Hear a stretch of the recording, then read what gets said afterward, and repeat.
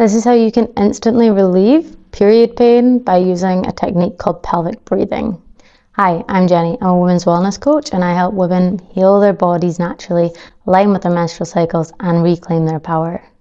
Today I want to discuss pelvic breathing, what it is, why it is so important, and then how it helps women in terms of their womb health and curing period pain. So what is the big faff about these certain breathing techniques when we breathe every single day anyway?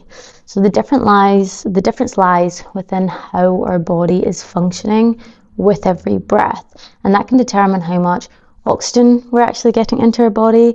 It can lead to things like, if we are breathing poorly, it can lead to things like chronic body tension, fatigue, lightheadedness, dizziness, all of these symptoms that could be cured if we could just teach our body how to breathe properly. Now, unfortunately, within today's society, there's a lot of factors that are contributing to this that we're not really consciously aware of. So things like poor posture, sitting down too much, pollution, all of this can lead to improper breathing. So this will look like shallow chest breathing and mouth breathing. So things like if you're getting out of breath really easily, or say you are somebody who gets headaches really often, feels fatigue a lot, even if you're snoring at night, that is a big sign that you're not breathing correctly. This is all down to the way your body's breathing. So if you're taking breaths in and the only part of your body that can expand is, say, your chest, and you're noticing you're automatically switching to mouth breathing, then there's going to be some sort of issues within your body in terms of how you're breathing. Whereas if we're breathing correctly, we will just automatically be breathing in and out through our nose. We won't be holding on to tension in our jaw. As we breathe in, yes, okay, the chest will expand, but so will the back of our rib cage. That will all expand. The ribs will not flare. And then probably one of the most important parts of this is the diaphragm and pelvic coordination that's going on. So when we breathe in, the diaphragm will start to move down, which is creating space in our lungs. And at the same time, the pelvic floor will lengthen and start to move down as well. And then when we exhale, that pelvic floor contracts a little, lifts, and the diaphragm starts to lift back up again. So there's all of these factors that lead to proper deep breathing that will improve your blood circulation, blood oxygenation, and overall help these symptoms like fatigue, headaches, dizziness, fainting. So if you're somebody who feels that they cannot breathe deeply enough and are also suffering period pain, there is likely a direct link between the two. When we learn to breathe properly, we can reduce tension from our body. We can improve the oxygenation to our muscles, so our pelvic floor muscles, which are involved within the cramping sensations that we feel during our period. It also supports better movement with stability, better core stability, all impacting those period pains. So pelvic breathing itself is the focus of the diaphragm and the pelvic floor coordination. There is other aspects of the breath that we will come back to, but pelvic breathing itself is that coordination and movement of your diaphragm, which is that muscle that sits just below your lungs, and your pelvic floor muscles. So they should work in unison. Like I said, when you inhale, the diaphragm should move down and the pelvic floor muscles also start to lower as they lengthen. And then as you exhale, the pelvic floor contracts and lifts and the diaphragm moves back up. Now, for most people, the diaphragm is incredibly weak, so we can't breathe fully. We can't breathe deeply. And then that leads to the pelvic floor moving out of sync as well.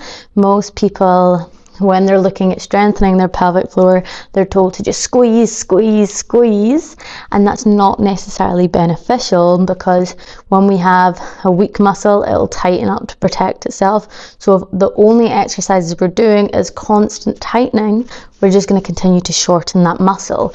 Whereas we want to teach our pelvic floor how it can actually lengthen. Now, this is important when we get to the period cramps, because if we have this tight muscle that is blocking that down downwards flow of our energy, that downward flow of our blood, it's being met with this resistance. So the womb's having to work overtime in order to release, which contributes to our cramps. Now, aside from the menstrual pain and the healing of that, it is also important just for our bodies in general. It can really, really support our nervous system.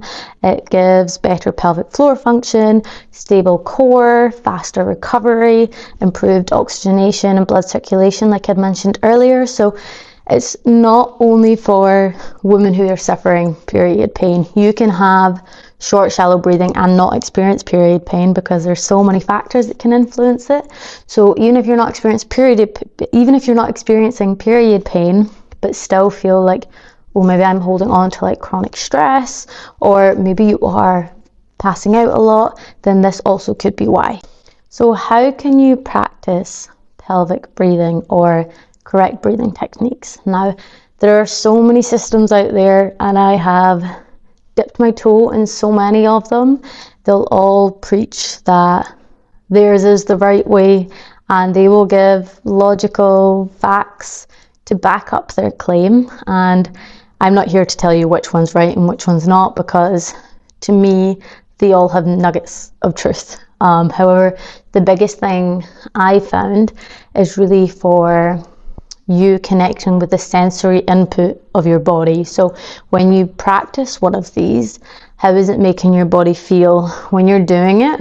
Do you then get relief afterwards? Because if your body feels like it's had a major release, so there's been some sort of relief going on, then it's benefited you. However, if you have practiced one of these techniques and actually you feel way more stressed out afterwards, then okay, maybe there's an element of we've not done the practice right. There's maybe something we've missed, or it simply isn't the right path for you to be taken, at least at this point in your life. So I think it is so crucial that actually you try out a few of these perfect procedures, and really come back to your body. What is your body telling you in terms of which method works best for you? Now, when it comes to the sensory side of it, there's the how we should be breathing to breathe efficiently.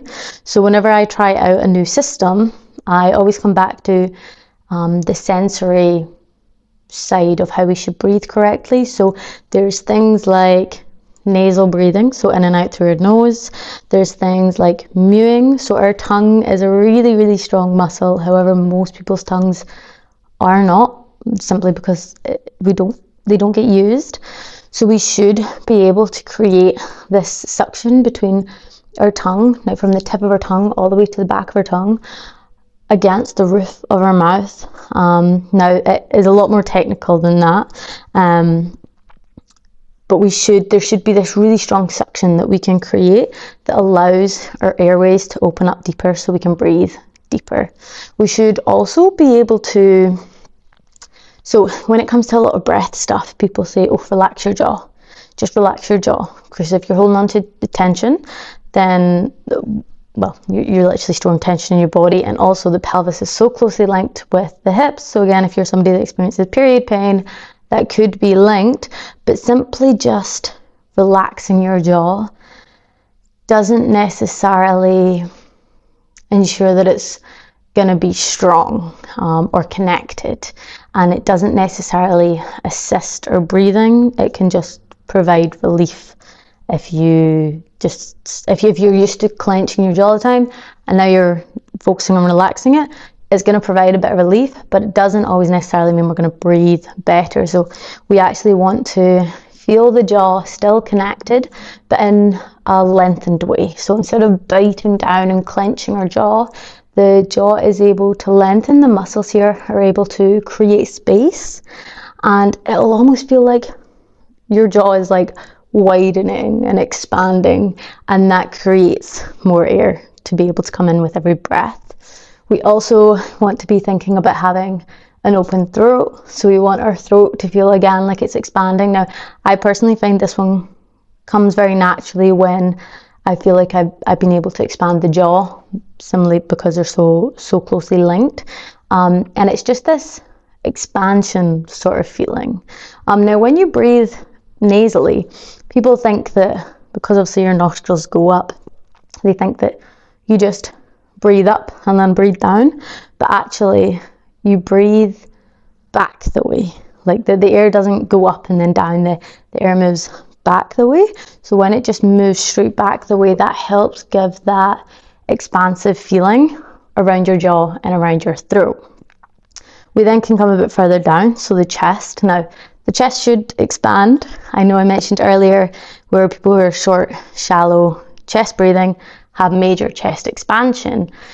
It's not the chest expansion itself is bad, but chest expansion on its own means that there's dysfunction going on. So the chest should be able to expand, but we also should feel expansion across the backs of the shoulder blades and the back of the rib cage as well. All of here should be able to expand as we breathe in. It's almost like a full 360 of our upper body and our core expands and fills, and the same goes as we start to go further down. So you should feel this expansion 360 all the way around, even into your pelvis. So people who have issues when it comes to feeling their glutes in the gym, feel like they just can't get their butt to activate, sometimes this can actually be due to poor breathing. If you can't breathe into the muscle, it makes it harder to feel like it's activated.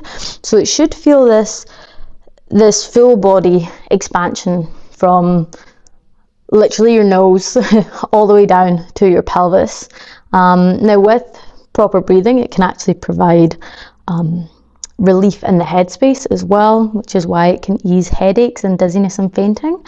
So when we start breathing correctly, you may start feeling relief here as well, and it could be an expansion like feeling you're getting in your head. And then we have rib flare. So you'll see a lot of people when they're breathing, the chest goes up, it expands. You also sometimes people see they shrug their shoulders at the same time as well, and then the ribs flare up and out. But we actually don't want the ribs to be able to do that. You want the chest to be able to expand while the core muscles around your ribs actually stay quite tight.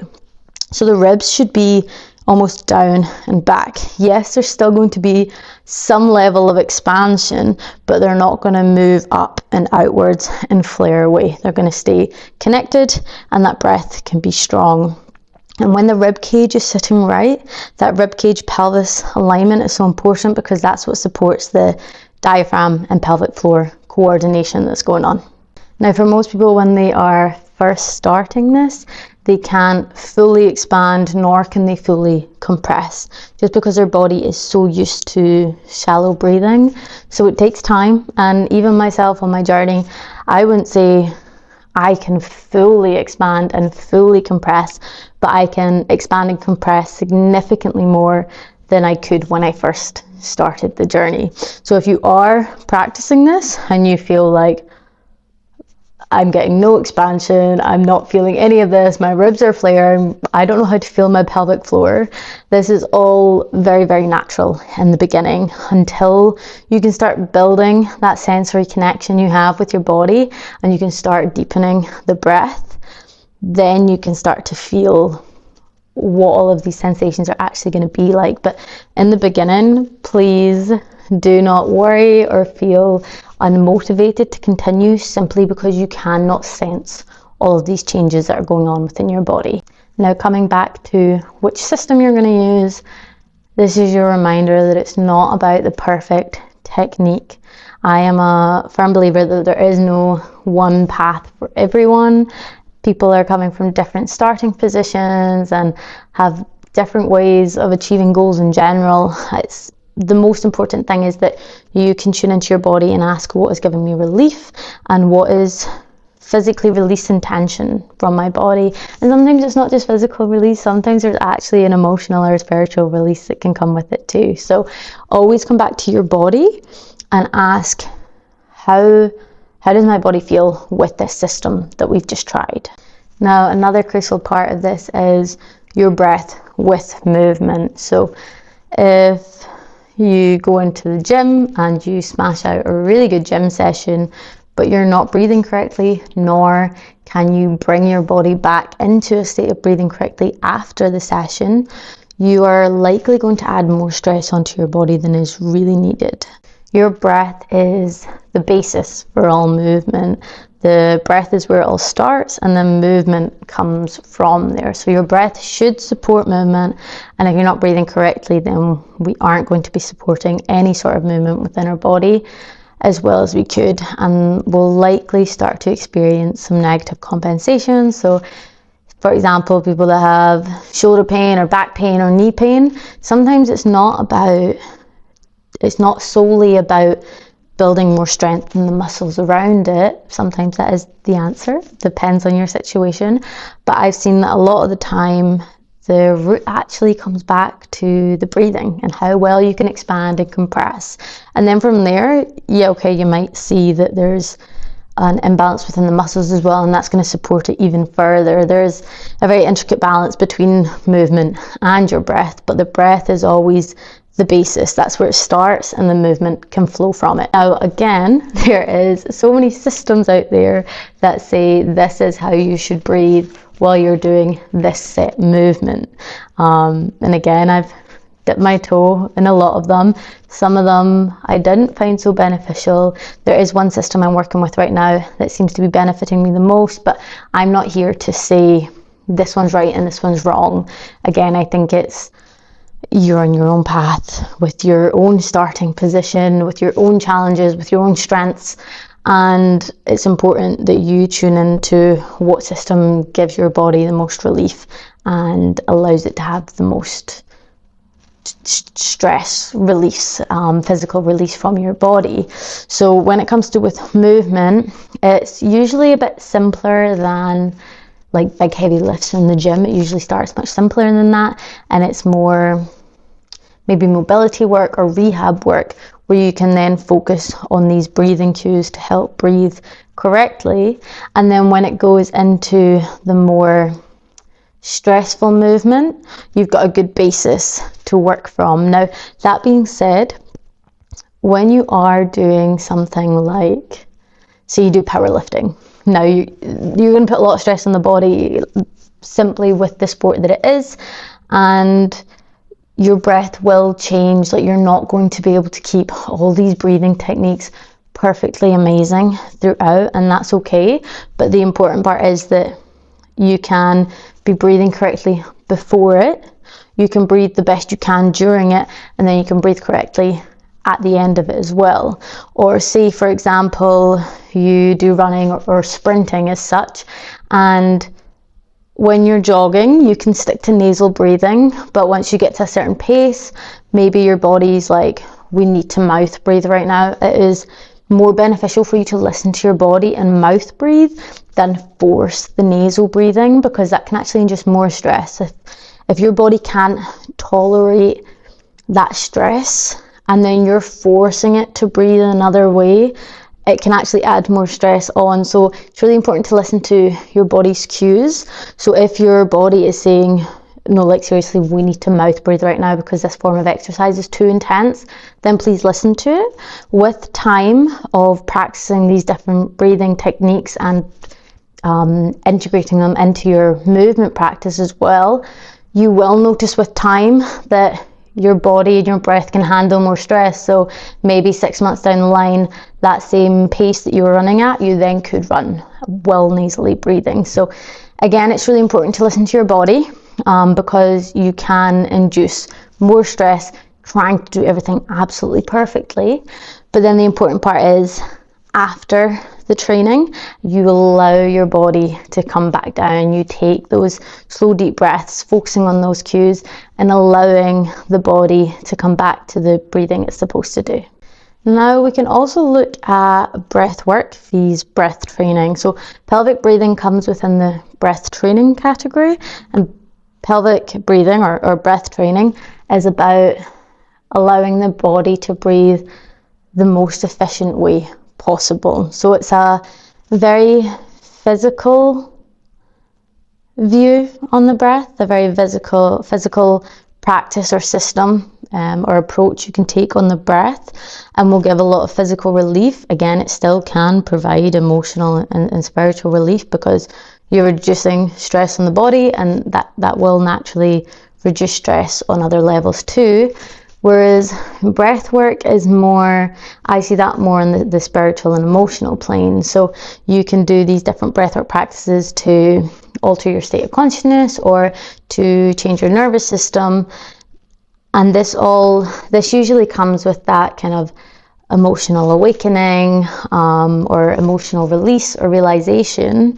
Again, breathwork can still provide physical release as well. You can do breathwork and then become aware of tension within your body and actually release it through that. But I do feel there is a clear-cut distinction between breathwork being more on the emotional fluidy side and breath training being more on that structured physical side, but they're still closely intertwined. They are still very much connected, but kind of like a Venn diagram where you've got the two circles and there's that overlapping bit in the middle, but one is very physical and one is very emotional as such. So how does all of this relate to menstrual pain? There are two aspects to this. Now, the one I mentioned earlier about the pelvic floor. So this is when we don't have correct diaphragm and pelvic floor coordination. The pelvic floor does not know how to lengthen. It doesn't know how to stay strong in that lengthened position. So like I mentioned earlier, a weak muscle will tighten up to protect itself. So we then have this tight wall against where the blood wants to flow from.